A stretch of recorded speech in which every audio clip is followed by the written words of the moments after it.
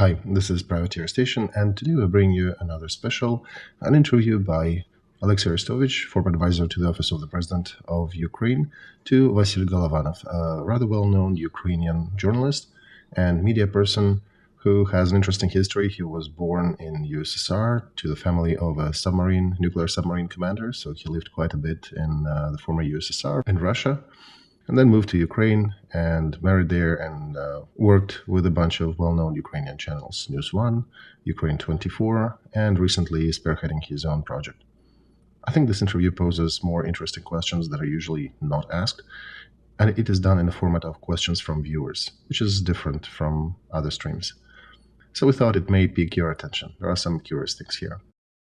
As always, thank you to our members and supporters. Thank you Zeni Gaming, thank you Topia SR.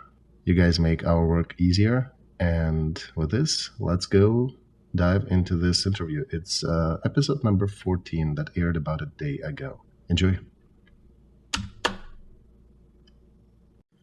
Greetings, it is the 1st of October 2023, Sunday, it's 9 p.m., and I'm talking to Alexei Arestovich. Good evening, Alexei. Good evening, and I suggest we all congratulate Vasily with his birthday. I wish him all the best, all the brightest in his life, and I think the best gift for the person who runs his own channel is to subscribe to that channel, to click the like button, and oh my god, I'm saying that, I can't believe, but yes, click the bell button and share the stream. Thank you, Alexei. I indeed asked for a special gift of 200,000 subscribers, and I have just hit it for my birthday, so that's awesome. And traditionally, I want to express my gratitude to Defense Forces of Ukraine, due to whom we can even exist and do these streams. And of course, do not forget to click the like button and subscribe to Alexei's channel, to mine as well, and to Alpha&Omega, of course. Do not forget to do that. And yeah, if you're listening that in English, do not forget us at the Privateer Station. Click like and subscribe, please. All right, so let's start with news from Great Britain. Rishi Sunak, Prime Minister of Great Britain, reacted and said that Great Britain is not going to send their military instructors to Ukraine in order to train Ukrainian soldiers at location. And he indeed clarified that he was misunderstood, that he did not mean that Ukrainian troops will be trained by Britain specialists in Ukraine. He did correct himself indeed, Vasily, but Medvedev in Russia already stomped his feet and threatened nuclear ashes and all on the heads of Britain. He was, I think, a bit in a rush to do that, but he's always looking for a chance. So, do you think, how probable is to see actual NATO instructors on the territory of Ukraine? We know that we have a lot of foreigners, we have Russian citizens, we have Belarus citizens fighting among our troops, we have Georgians and the others. And why do you think that news was so noteworthy in the media, made such a splash? Well, it was a statement made by UK Prime Minister, not the analysts, right? So Russia jumped heavily on that piece of news and started screaming. They recently are being kicked more and more in their soft spot around their pride. And recently Germany came out and said that, sure, Ukraine can use Taurus to shoot at military targets on Russian territory. And more NATO partners coming out and saying that we'll train F-16s pilots and we're providing more training. And when it's experts, that's one thing, but when it's official administration representatives, then Russia starts making noise. As for foreigners fighting on our front, there are thousands of them. There are many. There are Japanese, there are Korean, there are Europeans, Germans, Brits, United States, of course. A lot of Americans are fighting here, volunteers. When I was visiting States, I actually met a family of one of the American volunteers who died here fighting for Ukraine. He has a wife and 2 young kids left in the States, and of course their family is getting no aid because he died as a volunteer on the foreign soil. His wife cannot work. She's with 2 little kids. So it's a very delicate question how to maybe provide some help to them, because we also have a ton of defenders here in Ukraine and a lot of people suffering here too. So I'm thinking about ways to help the family. If you guys have any ideas, please advise. Can we, Alexei, ask our Western partners to maybe help? Maybe English language audience? Yeah, that's what I'm thinking. If we'll be doing any English language streams, I think we'll put a running stream or something, and maybe special links there. And we'll have to negotiate with and converse with people who know what is the proper procedure to donate money to the family in the United States if you are not in States. So it's interesting. There are a lot of volunteers fighting here. And you see among our videos that get published on Telegram, you hear French, you hear German, you hear English language. Well, if you watch Russian media, they're all foreigners. No, I mean the real ones, real live cameras.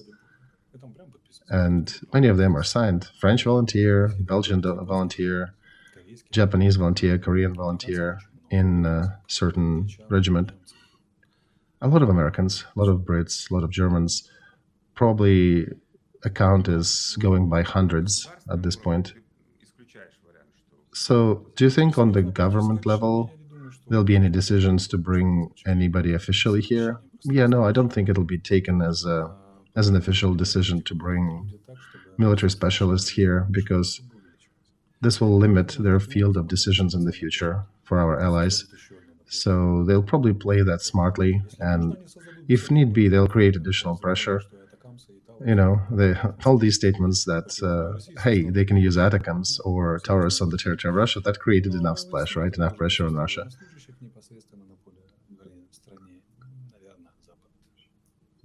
So I think the West will be calculating and will be rather delicate in as far as bringing actual military personnel to the territory of Ukraine. That has not been happening so far. But as far as private citizens, they can come and realize their knowledge and skills anywhere they like. So, I mean, in practice, Alexei, do we have a program for attracting volunteers, the skilled volunteers, or how is that happening? Vasily, the stream of volunteers is so big that we don't even need to advertise that. We need to actually filter them and let only the ones with serious military skills in.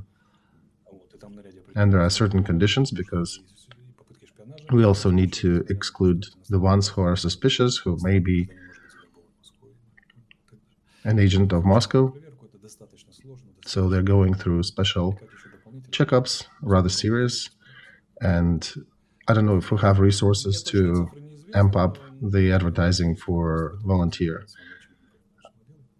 I don't know exact details of the process, but I'm aware that it exists and it's rather rigorous. It goes for several months. Yeah, I recently made an interview with one of the representatives of the Legion Freedom of Russia that I aired on my channel, and there were a couple of questions that I wanted to send your way. There is a number of Russians who actually are eager to go take arms and fight against Putin's regime on our side. But how do we filter the ones who may be FSB and KGB and other Putin agents? Well, Vasily, there's a whole program. We actually start checking them even before we allow them on the territory of Ukraine. Then we observe and monitor them here during training. And before they get even training arms, we do monitor and check a lot of things. And when they end up on the front, they also don't get thrown immediately into the heat of it. They start with smaller tasks, so it's a slow process. It may take several months. All right, friends, do not forget to ask more questions in the chat. I'll be going over the ones that we got in advance, but I'll be reading those as well. Of course, I cannot pass by the story. You already explained it, and you pasted the fragment of that class that recently caused some noise in Ukrainian media. But I still want you to I want to ask you to say a few words about it. Oh, just come to my YouTube channel and make your own opinion. Let me summarize then for our viewers. You put a fragment of the lesson. No, I actually uploaded the whole lesson, the whole seminar. Right, and then they cut out a piece of it and turned you into some scary killer in all senses of this word, and tried to play that in the media, which actually was rather funny. All right, a question from our viewers. What's the main feature that differs Ukraine from other countries of the world? I think they yearn for freedom. We're very unlike Americans, except for Americans have that freedom already achieved on legal and traditional levels. And we are just in the yearning part of it that is not really supported by politics and official rights and everything. But there's a lot of similarities in this field. What is the situation with ATACMS, Alexei? What are our perspectives on ATACMS missiles? I think it'll be resolved in a positive light, looking at the statements that are made. And I also think the main reason for that would be that Putin is still going into winter campaign, where smart people ask him not to go, but he ignores them and he still goes, just like what happened last year. Remember when we took Kherson, there was a slowdown, there was a pause in supplies to us as well, and people were telling him to not go into winter campaign. They gave him time to think. But he responded with attacks on our infrastructure and fake adoption of annexed territories into Russian territories, and they recently were celebrating that this weekend, that year. And as a result, he started shooting us with missiles of his decision, and Europe answered with making him a criminal in a Hague tribunal and supporting us with more nomenclature and more vigor. So I understand he's being punished for reluctance to finish this war, to de-escalate it. And now we're talking about the 12th package of sanctions, and there was no sanctions for about a year already, right? So, since January at least. And now we're looking at other escalations, and the Western partners are saying that, yes, territory of Russia is now in the crosshairs as well, that Putin is making a mistake, and it will cost him dearly. Putin also signed another document about conscription. They're going to put new recruits into training. General Command is saying that they're not going to be sent to the front, and Putin was saying that they're never on the front, that they're not going to be there, and Russia keeps lying. They always said that they'll never take Crimea, and it's usual there. So speaking of these 130,000 mobilized, how much of a threat are they? It's not a threat for us, Vasily. It's more of a threat for them. One needs to understand that recruits will be dying. They were dying, they are dying, and they will be dying more on this war. Remember when we shot the backup command post for the Black Sea Fleet? There are actually recruits who died there. Gauge the beauty of our operation. We destroyed their backup outpost, and then when they were deciding where to go, where to organize their logistics, and decided to move to the main one, that's when we got them on the main one.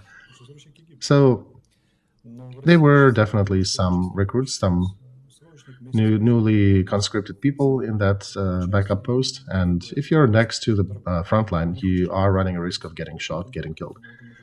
The way it works there, they get those new recruits in the military, they train them for a couple of months, and then they tell him, hey, sign this contract. And he would be reluctant and saying, no, I don't want to go to the front, I don't want to do that. And they're explaining him that you're not seeing things clearly. You're not too patriotic, first of all, and second, what do you think happens after you're done with your mandatory recruitment process? You'll be drafted into the military basically a few days after. You won't even leave the territory of this detachment. You'll just be transferred to a new status, and you will not be getting any money. So your call is to sign a contract and at least get paid for that. And that pressure exists, and they exert it on the new cadre, and then that kid calls his mom home and says, oh yeah, mom, I'm a contractor. And a week later, there's a message coming home saying, well, we apologize, with sincere sorrow, tell you that your son perished in the war in Ukraine. So, okay, next question. Do you think our military really have a good edge over Russian in terms of night vision systems, in terms of technology. Yeah, Vasily, night visions are important, and definitely whatever we're getting is higher quality than what Russia has. But it is somewhat limited supply still. It does give us good advantage, because Russian supply of night vision equipment are even lower. They have very few of those, and they're of a earlier generation, so they cannot see things too clearly. But even having this advantage, one needs to be able to realize it properly. And since Russia has also complex systems, which makes using these exclusively rather difficult. For example, we can send a tank out at night to shoot up the Russian tank, but Russians may have a drone with an infrared camera looking over the front line at night, and then our tank becomes a target for their artillery. So it's a highest form of military skill when you can create a situation where you're just shooting at the enemy, just like at a shooting range, where you are with the rifle and the enemy is just a target who cannot respond back. But that takes a lot of skill to create situations like that. That's why tactics is so highly valued on the front. Different commanders, different level of training, different teams driving the tanks and other vehicles. So they're using it, but I have not heard outstanding tank duels where we at night have moved out somewhere and destroyed Russian tanks and their systems. Perhaps these cases exist, but we have not heard about them en masse. The viewers are asking, Alexei, thank you, how do you gauge the activities of Russian Volunteer Corps and Legion Freedom of Russia that periodically venture into Russia? I need to remind here, Vasil, that Russian command has to keep 35,000. It changes there between 25 to 35,000 on Belgrade front line. And that's only due to these Russian fighters in our midst. Because if not for them, these thousands would be somewhere in the south fighting on that front. So that already creates a big reason to say thank you for Russian volunteers fighting on our side. And they're always fighting. They're not making raids daily, right? But they're fighting daily. They're fighting on the Eastern Front. And when they have appropriate plan and target, they go and they actually have no qualms in crossing the border and fighting Putin troops on their territory. So you can subscribe to their Telegram channels and actually check on their news. They have Telegram channels, both of these detachments. Well, next question is, I did like our joint production for military equipment together, Ukrainian military complex with our allies. What do you think about that? One can only welcome that, because it is a difficult process, it takes time, but what happens, you train your engineers. This is a very core point of that whole thing. It also, technology transfer occurs. Do you want it or not, it still happens, because you are training engineers how to produce these articles. So that's a great thing for us. And we are in a place where we need to focus our effort on our engineering capabilities, because after the fall of USSR, our system of training of engineers went down quite a bit. Our capabilities diminished. So we need to revive the different levels of engineering training. We need to revive trade schools and university level and try to transfer the knowledge of our engineers that are getting older, the professional ones, and of course try to soak in as much knowledge as we can from our partners. And given that there were ministers of defense of France, Minister of Defense of Britain, head of NATO Stoltenberg, it means that there were decisions made on cooperation, on joint projects. There were over 30 contracts signed at this event, and I think it's a great effort to revive Ukrainian military complex, to bring it to a new level, and to bring our engineering school up as well. I think they understand that as well, that it would be more beneficial if Ukraine could produce arms and could defend itself. Localization is important, and transfer technology is important for that. I also want to ask you about Wagner private mercenary corps. In the news, Putin posed with one of the new commanders of Wagner. What is that done for? Is that just a show? I think he's showing his care in general for Wagner. It's a PR stunt. You know, Prigozhin and Utkin are dead, but we do care about the troop. So he is trying to transfer Wagner into a new state. Wagner actually will probably remain, might even keep the name, but it will never be at the scale it was under Prigozhin. That Wagner that could choose what to take from Ministry of Defense, the supplies they wanted, have the first right of dibs, and that could go to different jails in Russia and recruit inmates there. That Wagner would never be. There's no more charismatic, maybe negatively, but still charismatic leader as Prigozhin, so it's going to be a different troop. You know, Alexei also mentioned about celebrations that Russia was holding about annexing the Ukrainian territories. They even had a concert on the Red Square.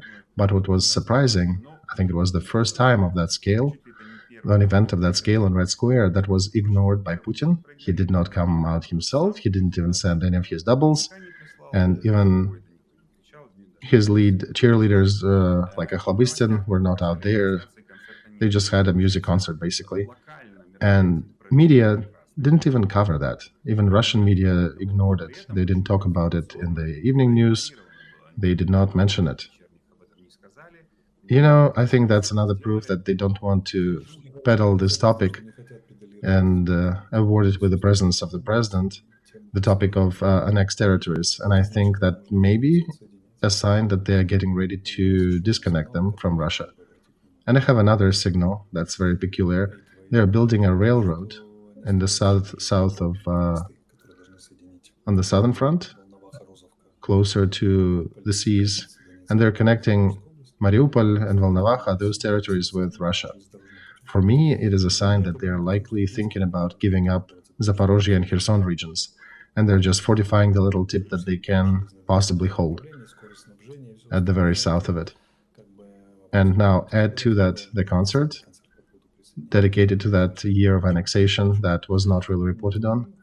So that gets pieces of puzzle together into an interesting picture. And how do you think Putin will explain that? Oh, ton of things. He could do a referendum. What for? What would be the pretense for that? Well, let's say they demilitarized these regions from Ukrainian gangsters. How they can say they liberated and demilitarized, annexed and added to Russia so that Bandera fans in Ukraine would not take it back. Russia held it for a year and then found an agreement together with the West and enforced a certain agenda with Ukraine and let people vote, and people democratically have chosen Ukraine. We can do nothing about it. Maybe it's their mistake, but we cannot enforce it. See how democratic we are. At first we spilled blood to defend them, and then we gave them the right to make a decision, and now they're jointly going towards Ukraine again. See, I can come up with explanations for Russia at a rate, if need be. They're not listening. There are some people who are listening there, but yeah, that they can still turn it around. Do you think, Alexei, a question from viewers, do you think we'll have more activity on your fifth project in Ukraine to prop up your political campaign? Eventually, Vasily. Right now, I think we have other tasks. Our first immediate task is to win the war. Everybody does it at their own station, but when the time comes for peaceful building, when they come, you will hear that. I will raise the banner and say, hey, come under these banners, let's work on the good future for Ukraine that I like. I can joke about the topic of elections for Ukraine, but I actually get rather irritated when people talk about elections seriously here, because our main task is to win the war. The main elections will be after the war, when we win it. So that brings my next question. Why does it smell like elections?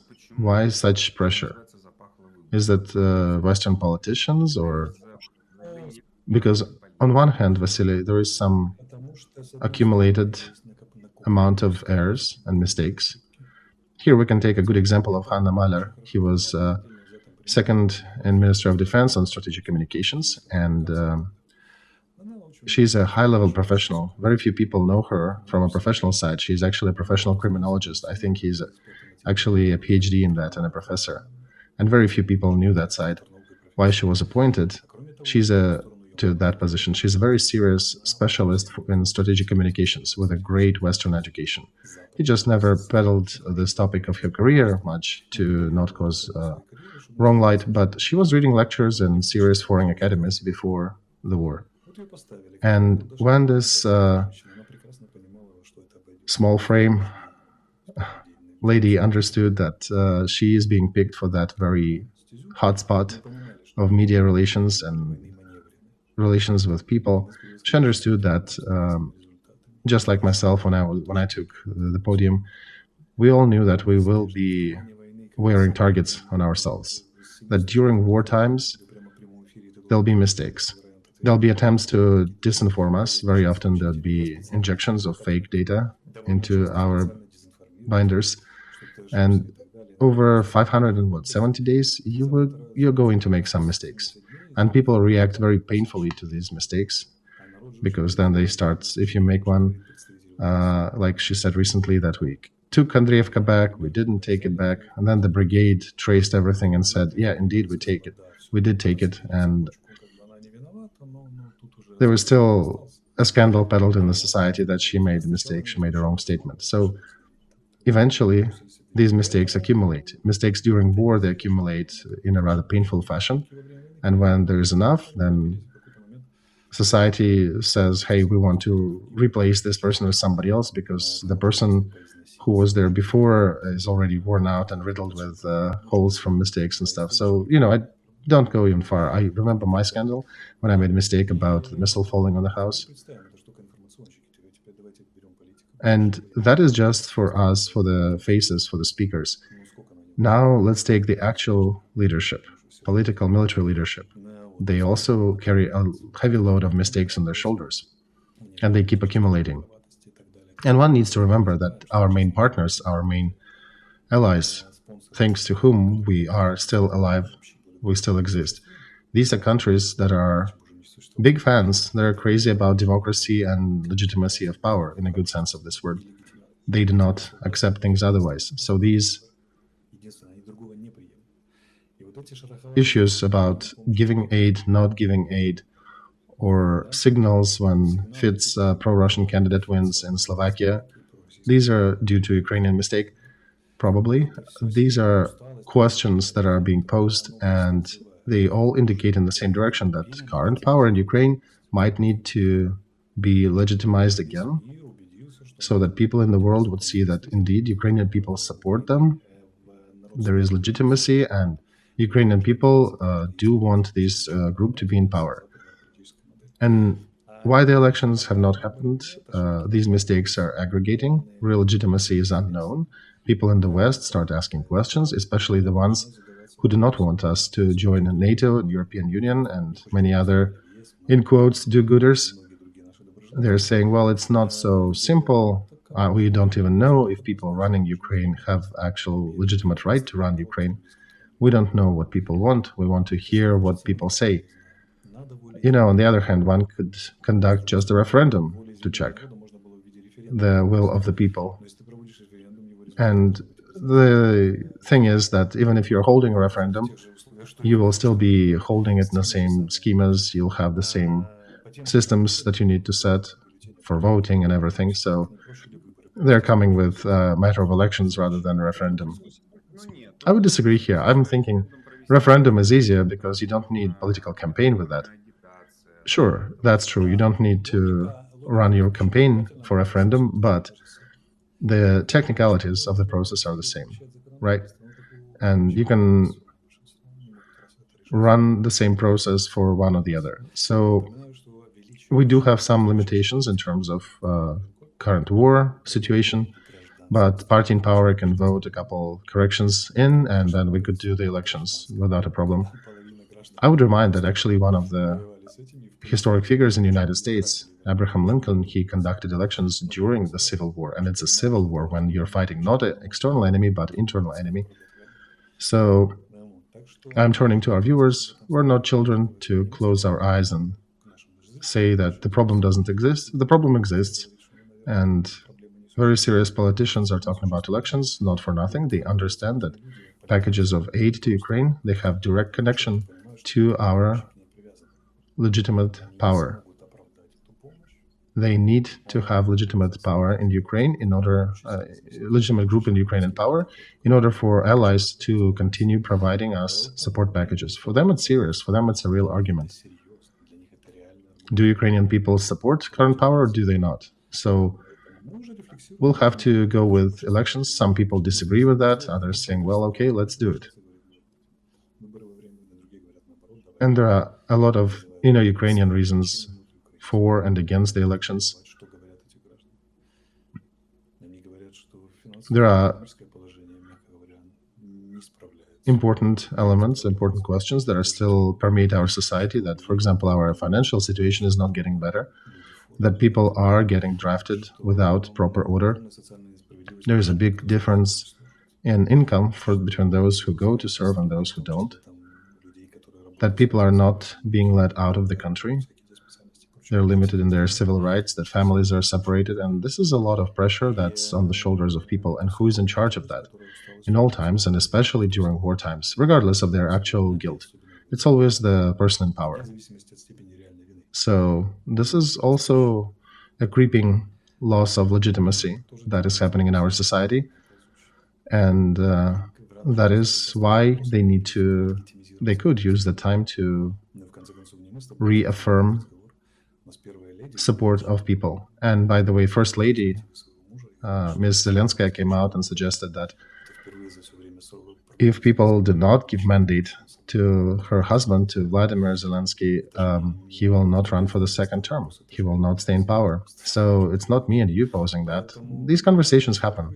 And if it's not a real hard, glaring problem, at least it's a definite strain, a stress line in society. So if it is not addressed in time, it may grow to the level of we need to do something with it.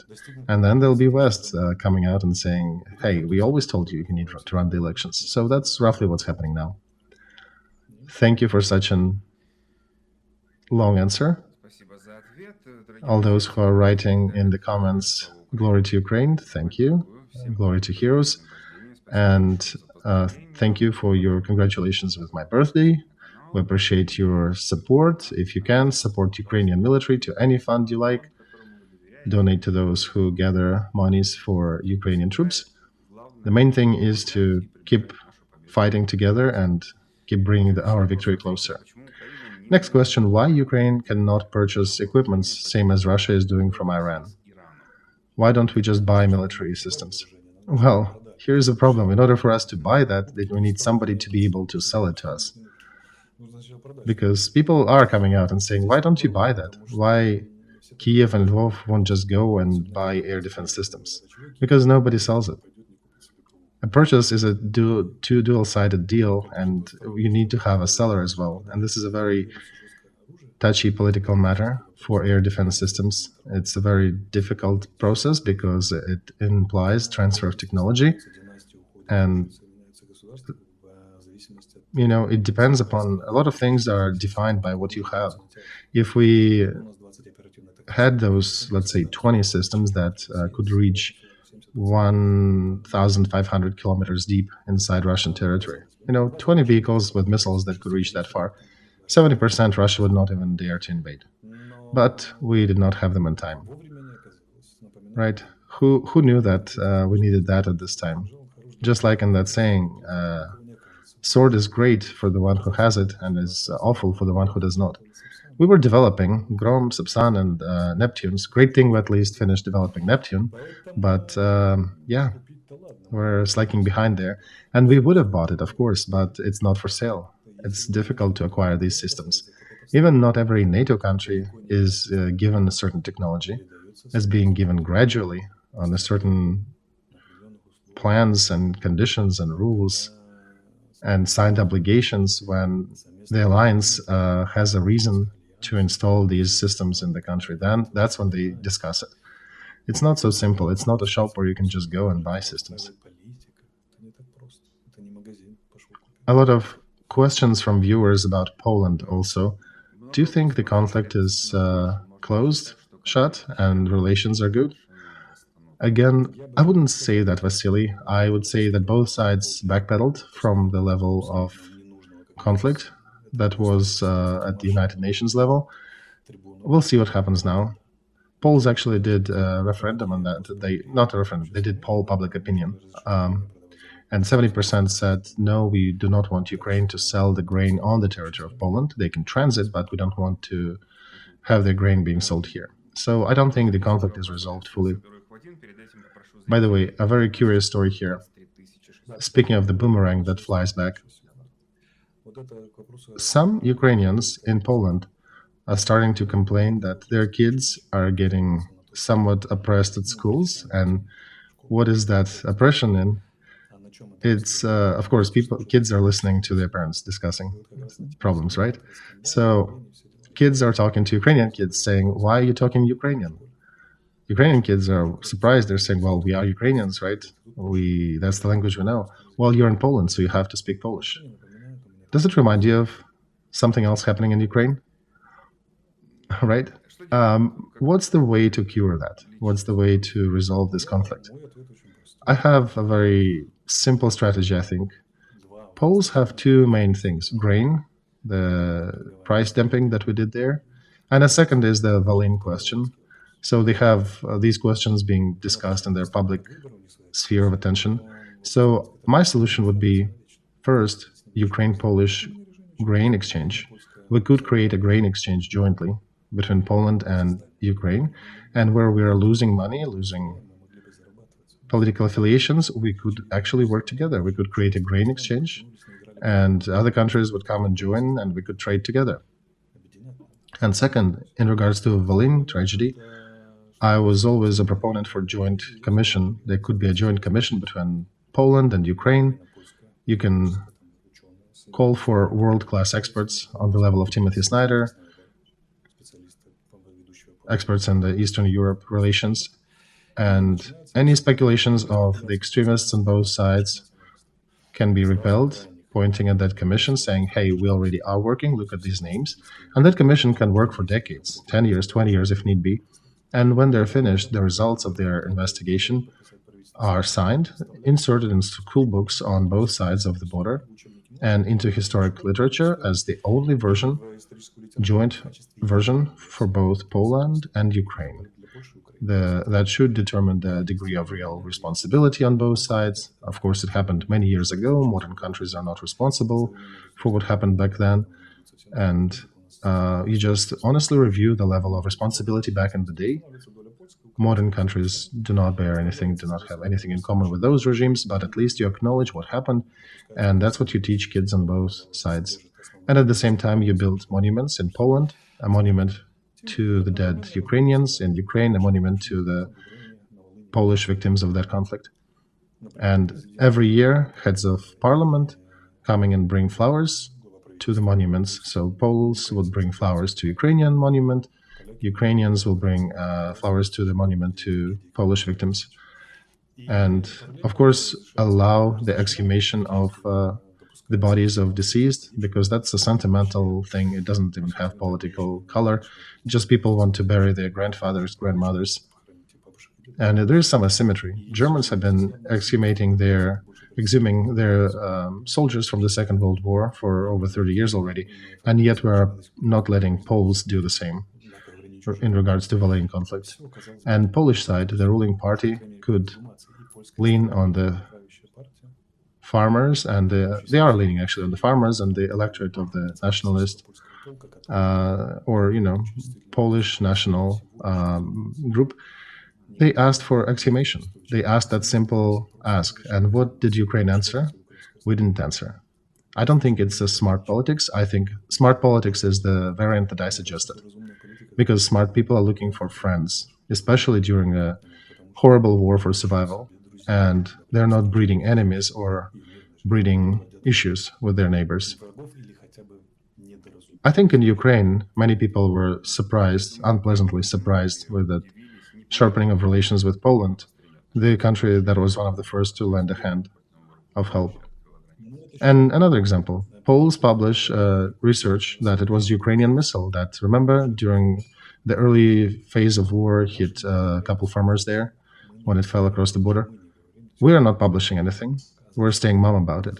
It's a very basic situation. All you need to do, our officials need to go there, acknowledge the guilt, acknowledge the fault, and we're not shooting at the Poland, so we're not. It's unintended casualties. We're trying to shoot down the Russian missile, right? But at least acknowledge that. Send a military representative, send congressmen, create Ukraine-Polish parliament group.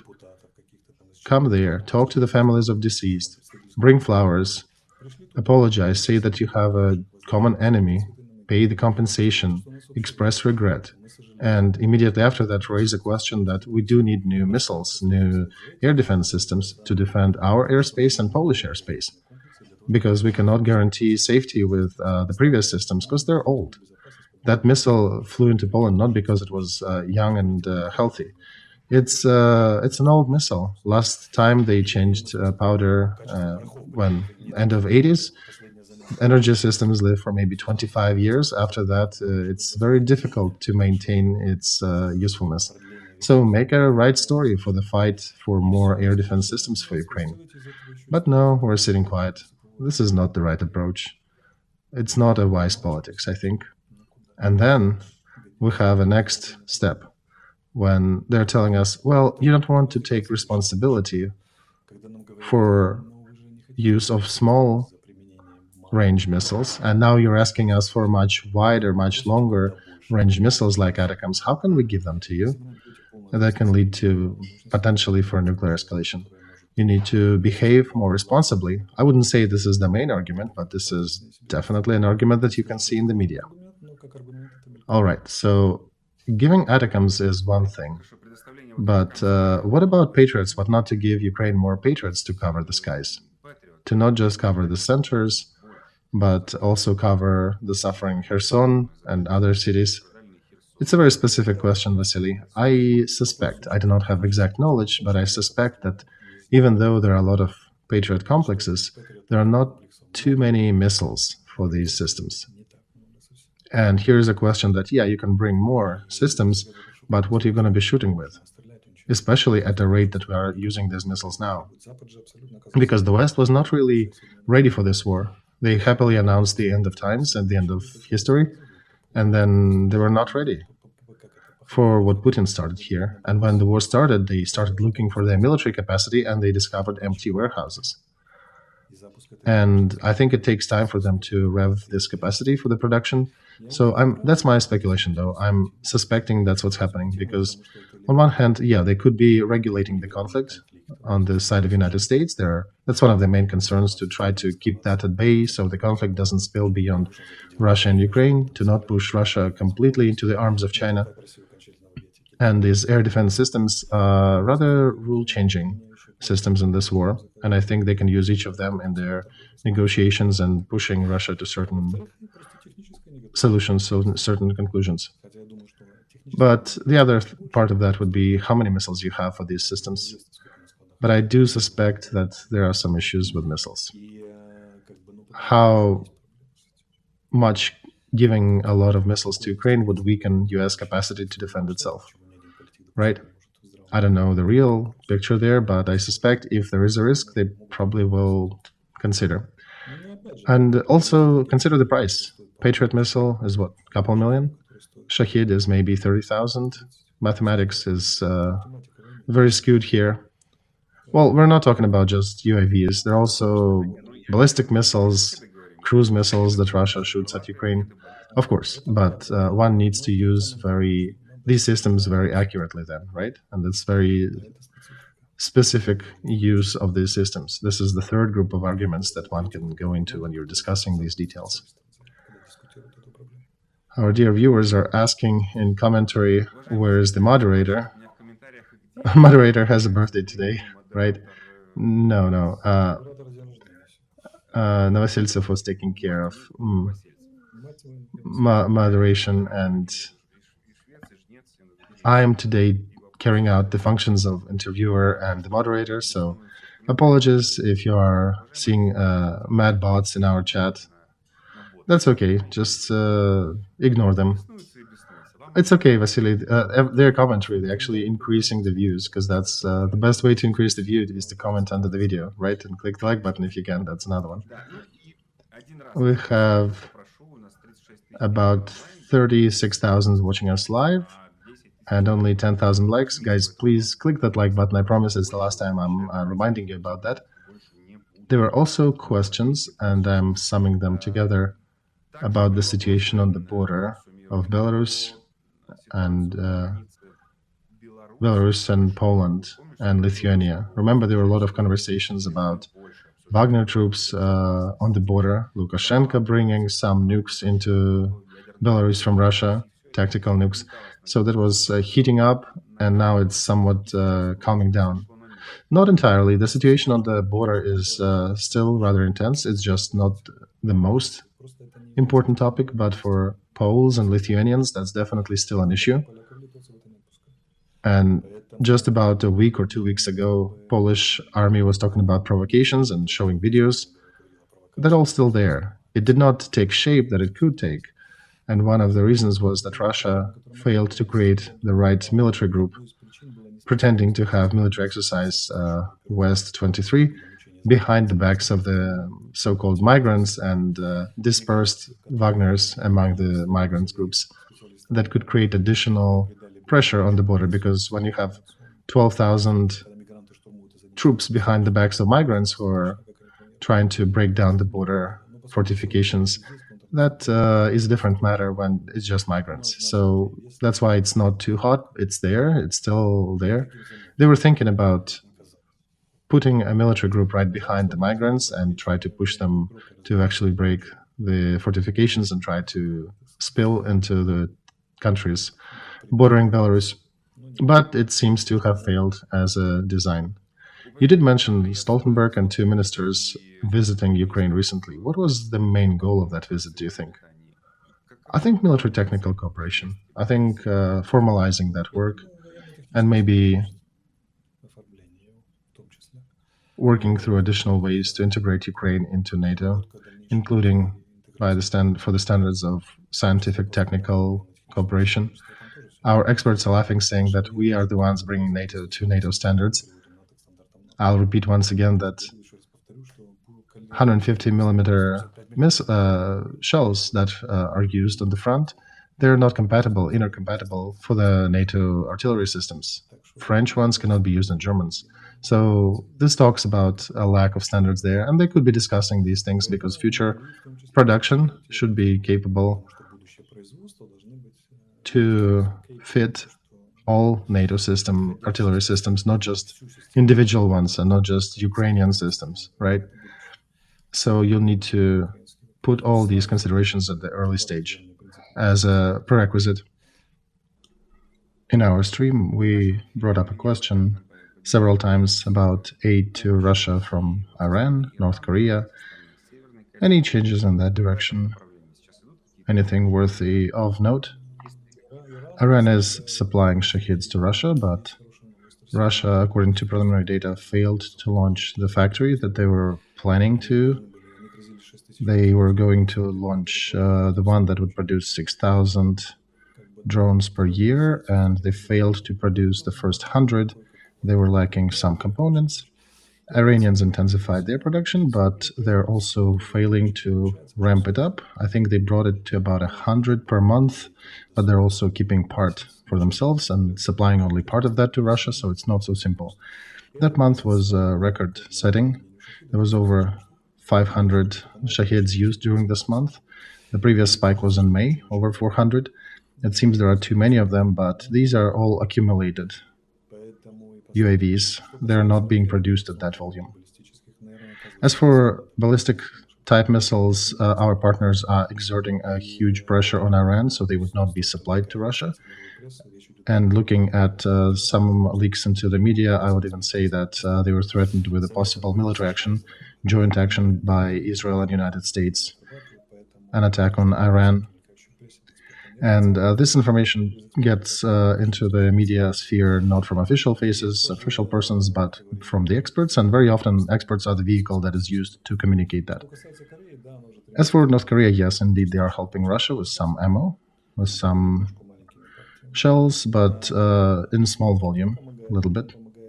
China mostly helps with dual-use goods, spare parts, food, other logistics, which is definitely in demand on the front. When you have hundreds of thousands of people fighting, just MREs, you need 400,000 food rations daily.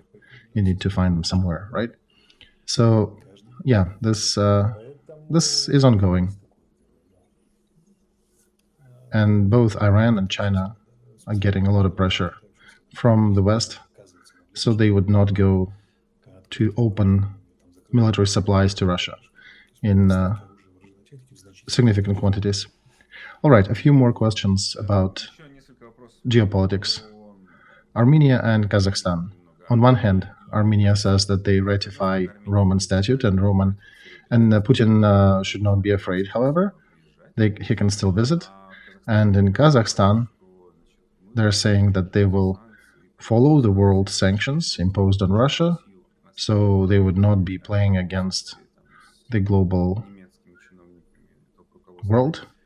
And I suspect many things went through Kazakhstan, and they're probably still going. I think gray schema is still operative there. Yeah, East is the art of weaving words, right? Okay, let's take a deeper look. Kazakhstan is in a very specific situation. They're very well oriented towards China and also towards West, because oil industry means close work with the West and Western suppliers and Western technology, but they're also tied at the hip with Russia as well. And if you remember, January before the war in 22, when there was armed, I don't know how to call it, rebellion turnover, where CSTO troops had to be deployed to take care of that, and then they were withdrawn rather rapidly. So Kazakhstan has some connections to Russia, and they will still be playing politics here. But when we speak about real politics, they actually can defend their interests. Look at all the different inputs. They're actually not bad in defending their goals. They can negotiate with China, they can achieve some support from that side.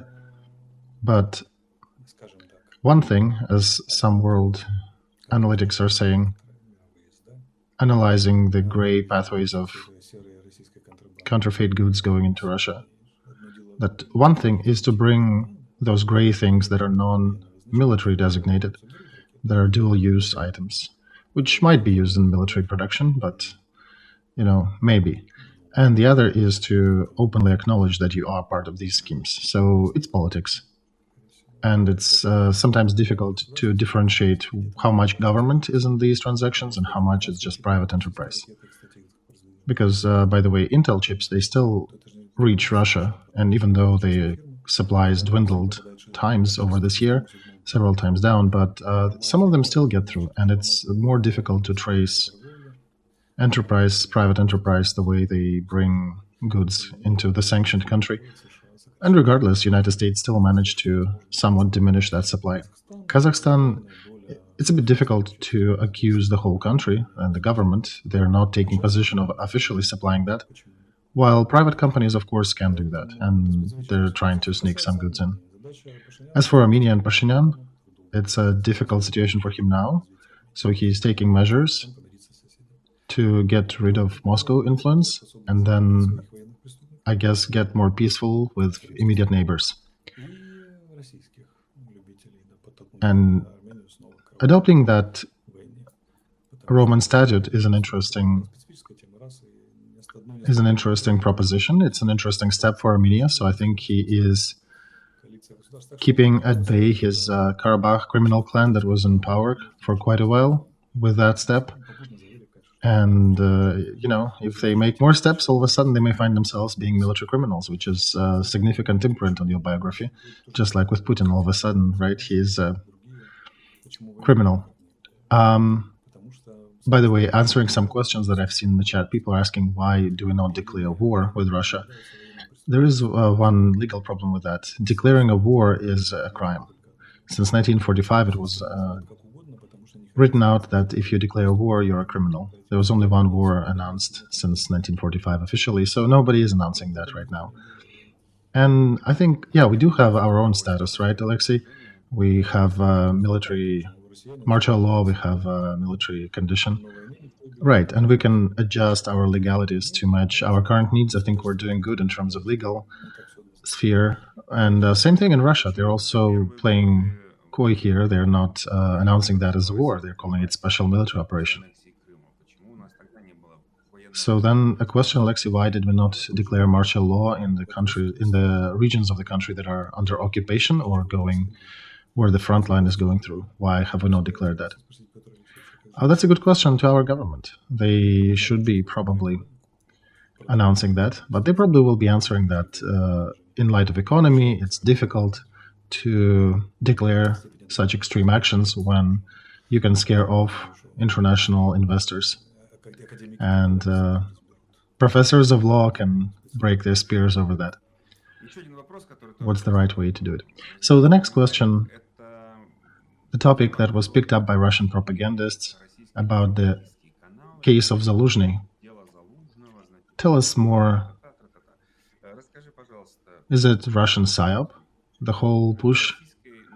Well, we do have a publication of BBC, right? That there is a criminal prosecution, a criminal process looking for guilty parties in faulty defense of the southern regions of Ukraine.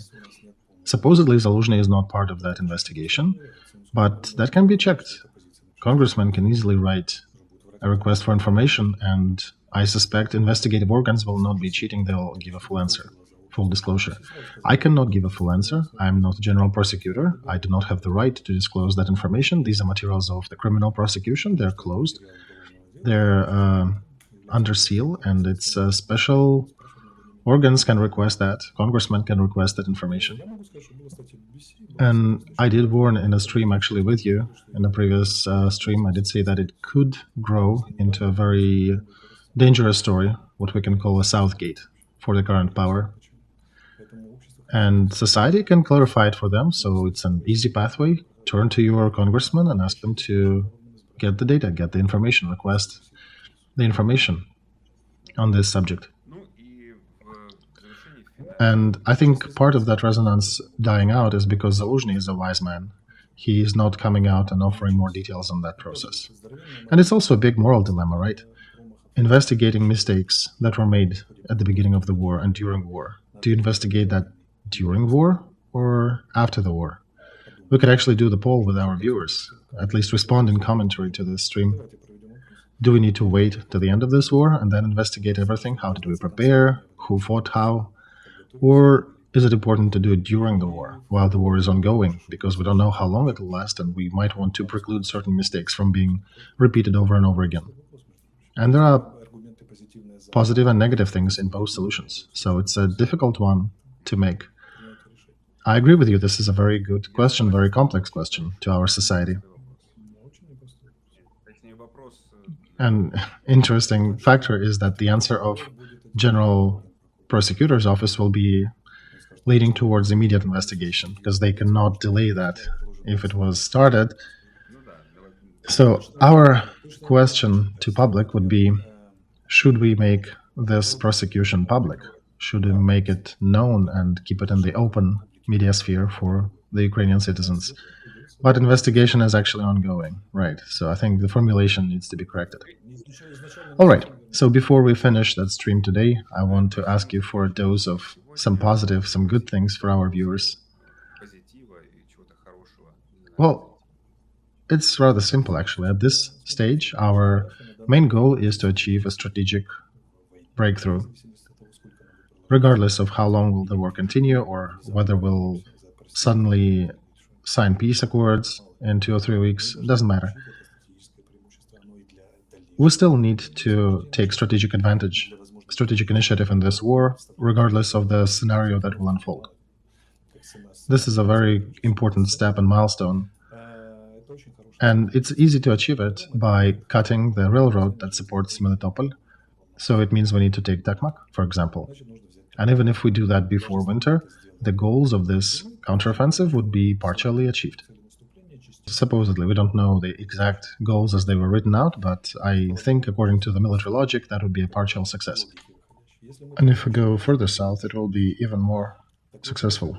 it seems to me we'll take Tokmak itself. We probably will not capture the town, but we'll go around it and we'll cut the communication ways.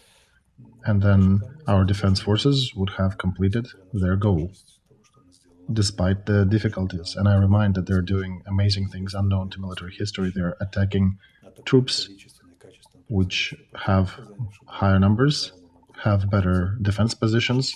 They're attacking them in smaller numbers, in disadvantageous position, and they're still succeeding and gaining the territory. You can watch the actual live videos. I'm not even talking about pictures of dead and wounded. Just watch the live cams of those who fight, how it happens. See how it works. When they rumble in that iron box, getting closer to the front line, not knowing if you'll run over the landmine or if a missile will hit you, and then you run to the wooded area, trying to get there as fast as you can under bullets of enemy, and then you get real close combat fight with Russian entrenched soldiers there. And that's where training doesn't matter too much. Even a professional can be shot by a bullet from an enemy who just closed his eyes and just spraying. So it's a very intense level of effort, and tens of thousands of our soldiers and officers are doing that. Today is actually the day of our defender of homeland. It was moved to today, and it's celebrated throughout Ukraine. So I think everybody needs to take a minute of silence to remember everybody who sacrificed everything they had. Today at 9 there was a all-around minute of silence on the country to honor those who gave everything for us to continue fighting and to succeed. So when somebody comes and says, oh, the tempo is slow, things are not getting accomplished as fast as we expected, this is wrong. This is morally and ethically and logically wrong. Because we had different goals there. Our main goal was to weaken the enemy's resources, to destroy their army as much as possible, to preserve our own forces, because even if you succeed in your attack, there is nothing left, you cannot really do anything after. And the third was liberation of the occupied territories. So the first one we're doing very successfully. Second, we're doing well. Third, I'm sure we'll get there. In this campaign, let's say framework of a new year, I think even before that, we shall solve the task around Tokmak, or somewhere on that line that will cut the railroad supply to the southern front. It doesn't even have to be Tokmak, or it can be Tokmak and some other place. So patience, and every time you need to remember, what's the price? Every 20 yards of that front. What's the price of us moving forward? This is the most difficult war. I know war history pretty well, but just comparing different conflicts to this war, maybe Iran-Iraq war that lasted for 8 years, with their complexity, they had over 20 big operations, just like our counteroffensive, they had 20 of those operations. Millions of victims, 12-year-old kids demining the minefields with their bodies, chemical attacks on the cities. So that was probably the closest war we can bring up to compare. Everything else pales besides the Second World War, especially with the amount of troops on the front. This is incredibly difficult, what we're doing there. Well, I did want to end on a positive note here. We will. I think it's positive. We shall accomplish all the goals of our counteroffensive. I'm sorry it doesn't give a direct emotional positive, but it gives you a rational positive. We shall achieve the goals that we set. Of course, there may be a situation when there might be a next leg of this war, and Russia, under certain conditions, I don't know if Koreans and Chinese will dump arms into Russia, but imaginary 0.01%, they may bring strategic advantage to them this way. Otherwise, we are capturing the strategic initiative, and we are realizing it now. This is a very expensive story. This is an amazing story that we have achieved at a great price. We have liberated over 50% of territory that Russians occupied since the beginning of this conflict. If 2 years ago somebody told us in Ukraine that Russian army will be defending their positions and Ukrainian army will be attacking, but that's what's happening.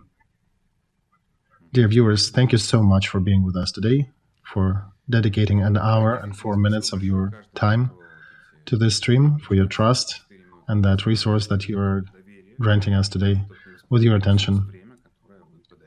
And I hope you got some use out of this cast and out of our discussion. Thank you, Alexei, for participating in that. I also appreciate our viewers, and thank you, Vasily, for your good company and great questions. Glory to the heroes, to all those who are writing glory to Ukraine. And again, it is the day of the defenders of Ukraine, of those fighters who are fighting in different stations and getting our victory closer, and eternal memory to those who sacrificed everything in order for us to win. Thank you, and we'll win. Till next time.